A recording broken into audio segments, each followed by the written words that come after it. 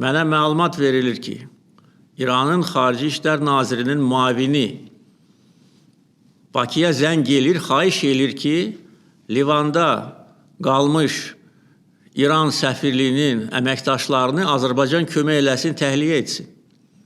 Çünki onların imkanı yoxdur. Mənə məruzə edildi, mən dərhal göstəriş verdim ki, köməkli göstərin, təyyarə göndərin. Hətta onlar dedilər ki, biz bunun pulunu da verməyə hazırıq, dedim ki, lazım deyil.